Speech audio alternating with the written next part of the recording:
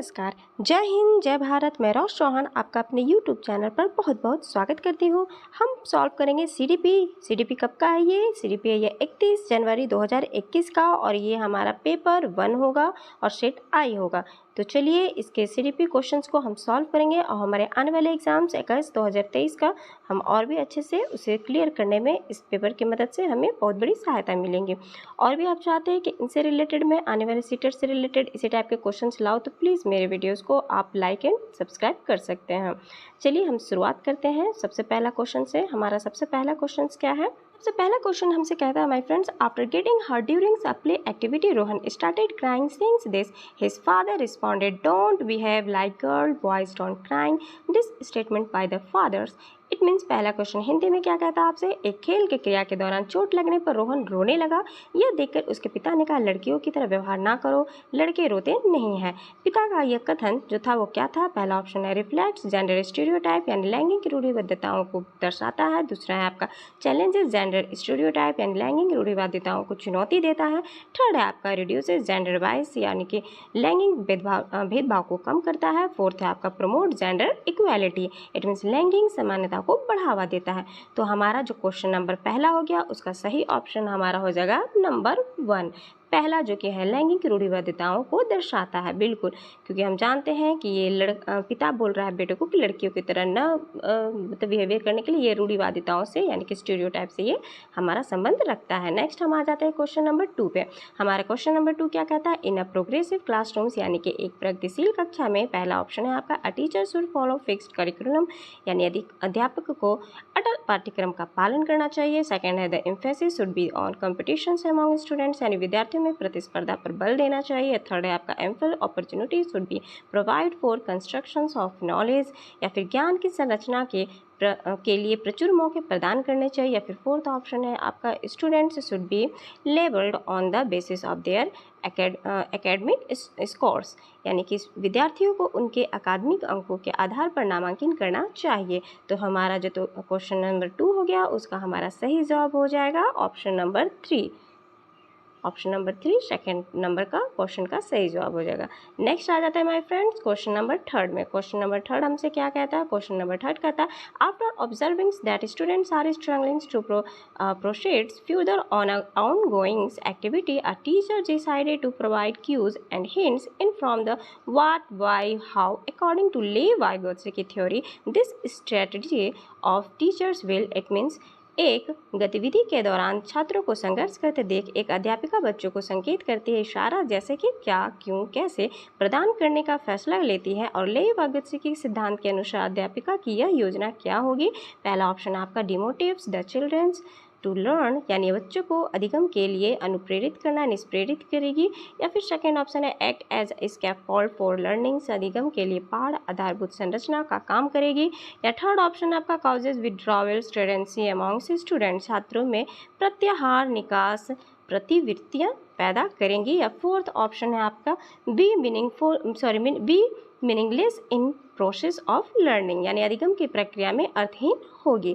तो आपका जो सही ऑप्शन हो जाएगा हमारा ये क्वेश्चन नंबर जो हमारा 3 है उसका सही उत्तर हमारा क्या हो जाएगा माय फ्रेंड्स? हमारा सही उत्तर हो जाएगा ऑप्शन नंबर 2, है ना, यानी कि वो पाठ प्रदान करेंगी क्योंकि टीचर हेल्प कर रही है बच्चों के लिए, तो वो स्कैफोल्डिंग का वर्क करेंगी। नेक्स्ट आ जाते हैं हम क्वेश्चन नंबर 4 देखते हैं। 4 हमारा क्या कहता है? 4 हमारा कहता है which of the followings is correct in the context of socialization of childrens यानी बच्चों के समाजीकरण के संदर्भ में निम्न में से कौन सा कथन सही है? पहला है school is a secondary socialisation agent and family is a primary socialisation agent यानी कि विद्यालय समाजीकरण का एक द्वितीयक कारक है और परिवार समाजीकरण का प्राथमिक कारक है। सेकेंड ऑप्शन है school is a primary socialisation agent and peers are secondary socialisation agent यानी कि सेकेंड ऑप्शन कह रहा है कि विद्यालय समाजीकरण का एक प्राथमिक कारक है और समकक्षीय समाजीकरण के द्वितीयक कारक है। थर्ड कहता है peers are primary socialisation agent and family is a secondary socialisation agent यानी कि समकक्षीय समाजीकरण के प्राथमिक कारक है और परिवार समाजीकरण का एक द्वितीयक कारक है। फोर्थ ऑप्शन कहता है आपका family and mass media both are secondary socialisation agent, परिवार एवं जनसंचार दोनों समाजीकरण के द्वितीयक कारक है। तो हमारा जो क्वेश्चन नंबर 4 का सही जवाब हो जाएगा माय फ्रेंड्स वो हमारा सही जवाब हो जाएगा प्रथम है ना। यानी कि पहला ऑप्शन हमारा क्वेश्चन नंबर 4 का सही है, इसलिए क्योंकि जो विद्यालय है वो समाजीकरण का हमारा क्या है, द्वितीय कारक है, और जो परिवार होता है वो समाजीकरण का प्राथमिक कारक होता है। हमेशा हमेशा पहले परिवार आएगा, उसके बाद विद्यालय सेकंड में आएगा। ये बात को ध्यान में रखिएगा। तो चलिए आ जाइए क्वेश्चन नंबर 5वां नंबर। 5वां में क्या कहता है, theory of multiple intelligence emphasis that, यानी बहुबुद्धि का सिद्धांत जोर देता है किस पर देता है। पहला ऑप्शन आपका कहता है इंटेलिजेंस क्वेश्चंस, यानी कि आईक्यू जो can be measured only be objective test. पहला ऑप्शन है बुद्धि लब्धि केवल वस्तुनिष्ठ परीक्षणों द्वारा ही मापी जा सकती है। सेकेंड ऑप्शन कहता है कि intelligence is one domain ensure intelligence in all other domains, यानी कि एक आयाम में बुद्धिमत्ता अन्य सभी आयामों में बुद्धिमत्ता निर्धारित करती है। थर्ड ऑप्शन आपका कहता है there are several forms of intelligence, यानी कि बुद्धिमत्ता के विभिन्न दिशाएं हैं। फोर्थ ऑप्शन आपका कहता है there are no individual difference in intelligence, यानी बुद्धिमत्ता की कोई भी व्यक्तिगत विभिन्नताएं नहीं होती है। तो ये ऑप्शन क्वेश्चन नंबर आपका 5 का जो सही जवाब हो जाएगा वो हो जाएगा हमारा ऑप्शन नंबर 3 हमारा इसका सही जवाब होगा क्वेश्चन नंबर 5 का।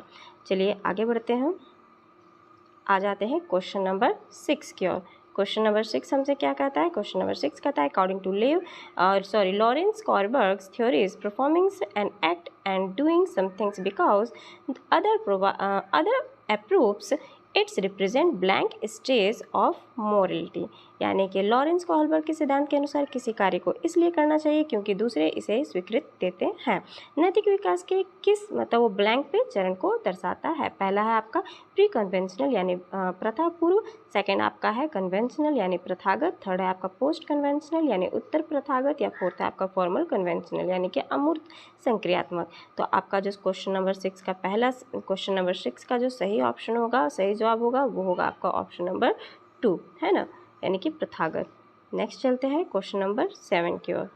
क्वेश्चन नंबर 7 क्या कहता है हमसे, क्वेश्चन नंबर 7 कहता है लेव की social cultural perspectives of learning emphasis important of blank in the learning process, यानी लेव का सामाजिक संस्कृति परिप्रेक्ष्य अधिगम प्रक्रिया में ब्लैंक के महत्व पर जोर देता है।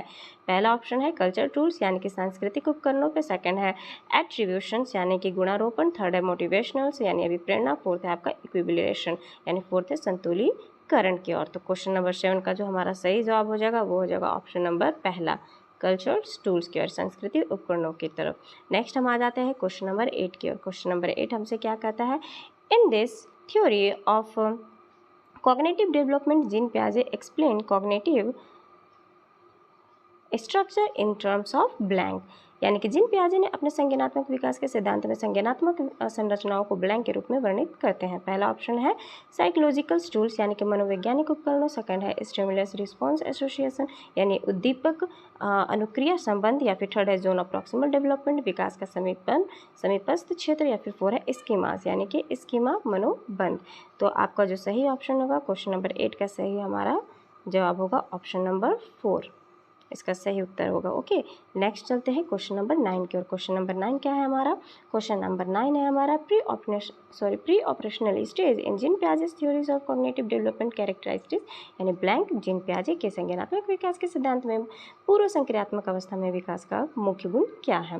पहला डेवलपमेंट ऑफ एब्स्ट्रैक्ट थिंकिंग यानी अमूर्त सोच का विकास, या सेकेंड है सेंट्रेशंस इन थॉट्स यानी कि विचार सोच में केंद्रीकरण, और थर्ड है हाइपोथेटिक्स डिडक्टिव थिंकिंग से परिकल्पनिक निगमनात्मक सोच, या फिर फोर्थ है आपका ability to conserve and seriate objects यानी कि संरक्षण और पदार्थों को क्रमबद्ध करने और सक्षमता। तो इसमें आपका जो सही जवाब हो जाएगा क्वेश्चन नंबर का 9 हमारा सही जवाब हो जाएगा ऑप्शन नंबर 2, यानी कि केंद्रीकरण, विचार सोच में केंद्रीकरण, ये जीन पियाजे के अकॉर्डिंग है।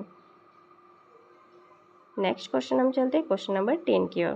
क्वेश्चन नंबर 10 हमारा कहता है which of the following statement is correct in context of development, विकास के संदर्भ में निम्न में से कौन सा कथन सही है। पहला option development has the same rate of growth across culture for everyone, विकास की दर सभी संस्कृतियों में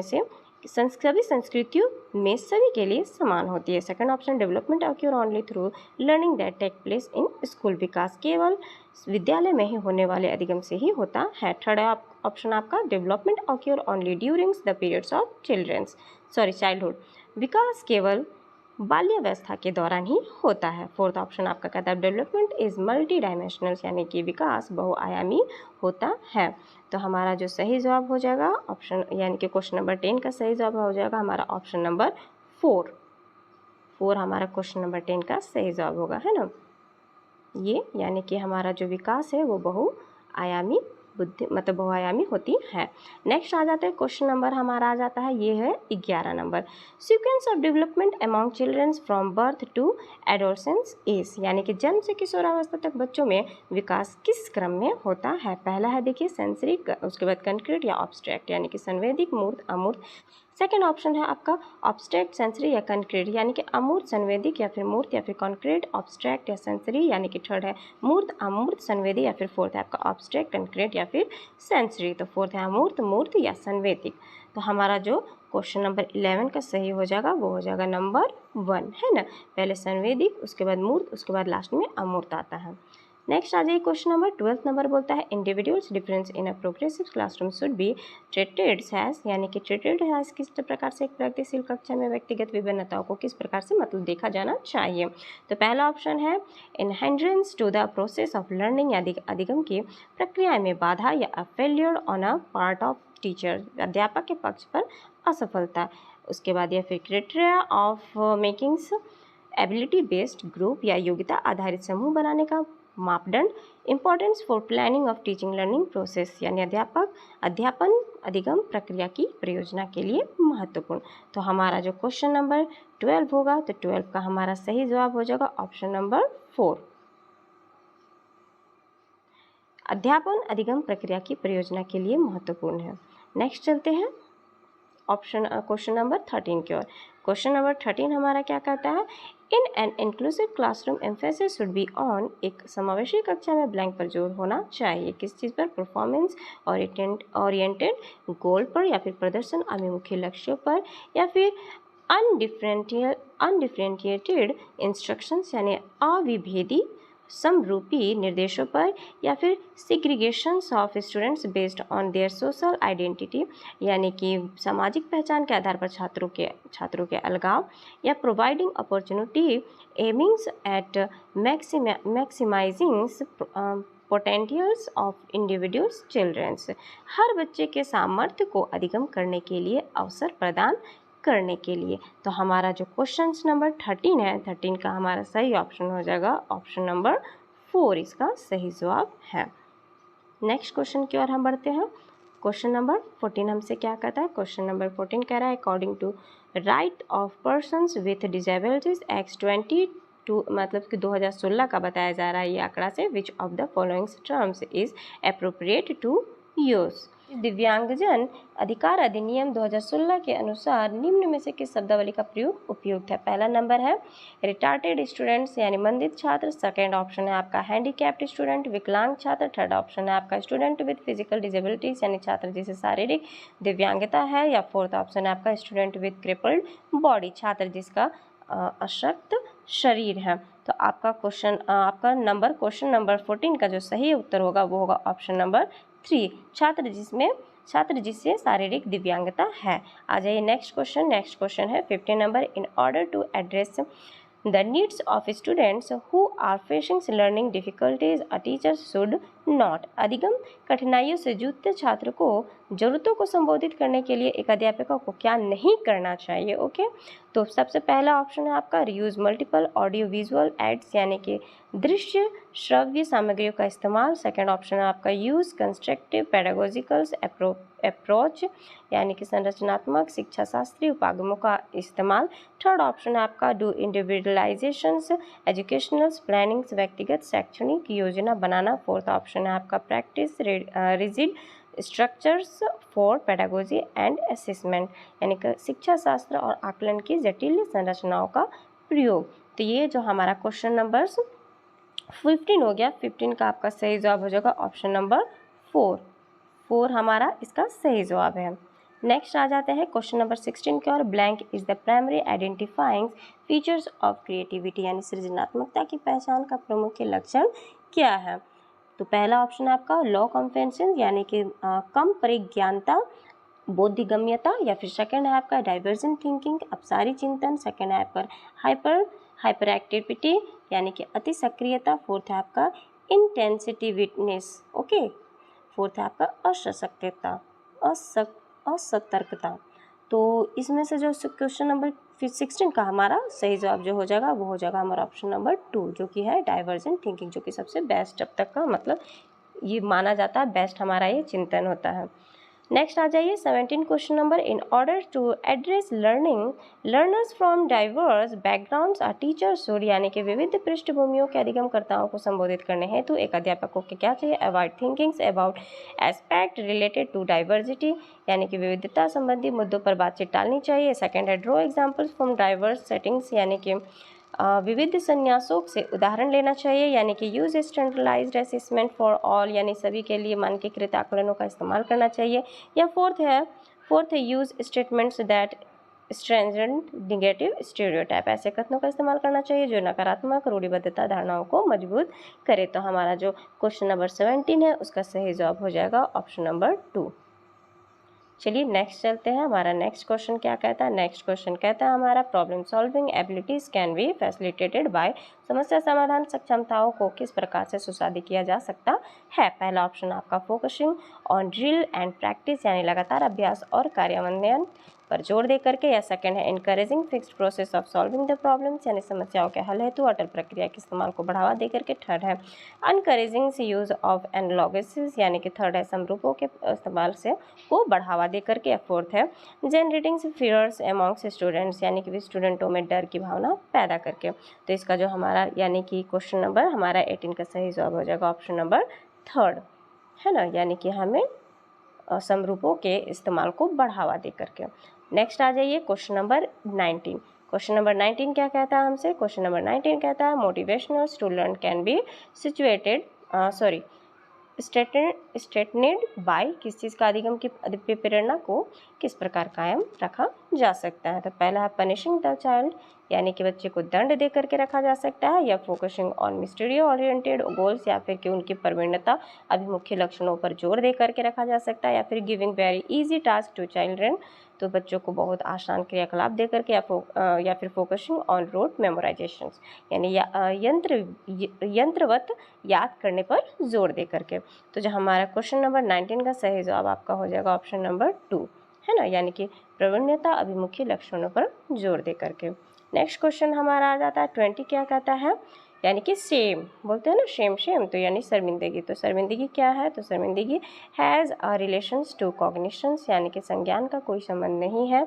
या फिर सेकंड ऑप्शन आपका था can have negative impact on cognitions, यानी कि संज्ञान का नकारात्मक प्रभाव पड़ सकता है। थर्ड है is very effective to motivate the childrens to learn, बच्चों को अधिगम हेतु अभिप्रेरित करने के लिए बहुत प्रभावशाली है। या फिर फोर्थ ऑप्शन आपका कहता है should be generated frequently in teaching learning process, के भाव को अध्यापन अधिगम प्रक्रिया में बारंबारता यानी कि बारंबार पैदा करना चाहिए। तो क्वेश्चन नंबर हमारा जो 20 है, 20 का सही उत्तर हमारा हो गया ऑप्शन नंबर 2, यानी कि शर्मिंदगी जो है, शर्मिंदगी का संज्ञान पर नकारात्मक प्रभाव पड़ सकता है।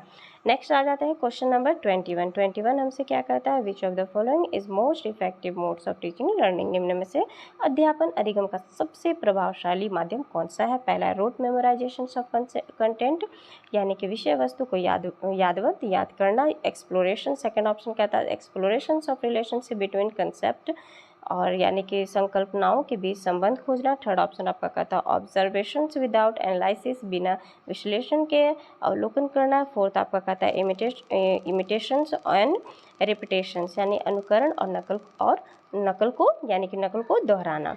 तो हमारा जो 21 का क्वेश्चन नंबर 21 का जो सही जवाब हो जाएगा वो हो जाएगा ऑप्शन नंबर 2, ये हमारा ऑप्शन नंबर 2 21 का सही जवाब है, यानी कि संकल्पनाओं के बीच संबंध खोजना।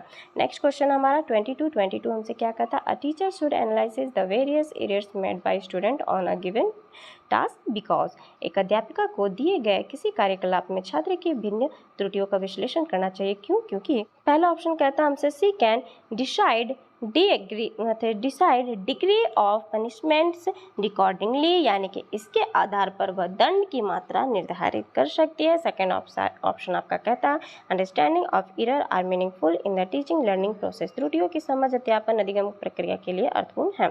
थर्ड ऑप्शन आपका कहता है सी can segregate those that whose made more error in comparisons to others, इसके आधार पर वह ज़्यादा त्रुटियां करने वाले दूसरों छात्रों को अलग कर सकती है। फोर्थ ऑप्शन आपका कहता है learning is solely based on correction of errors, यानी कि अधिगम केवल त्रुटियों के शोधक पर निर्भर है। आपका इसका जो सही जवाब हो जाएगा वो 22 का सही जवाब हमारा हो जाएगा ऑप्शन नंबर 2।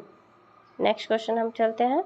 नेक्स्ट क्वेश्चन हमारा 23 हमसे क्या कहता है it is difficult for childrens to learn when, यानी कि बच्चों को सीखने में कठिनाइयाँ होती है जब। पहला ऑप्शन आपका कहता है information is present in disconnected chunk, यानी सूचना अलग अलग टुकड़ों में प्रस्तुत की जाए। सेकंड ऑप्शन आपका कहता है दे आर इंस्ट्रक्शनली मोटिवेटेड, यानी कि वो आंतरिक रूप से अभिप्रेरित हो। थर्ड ऑप्शन आपका कहता है लर्निंग इज सोशली कॉन्टेक्सचुअलाइज्ड, यानी अधिगम सामाजिक संदर्भ में हो।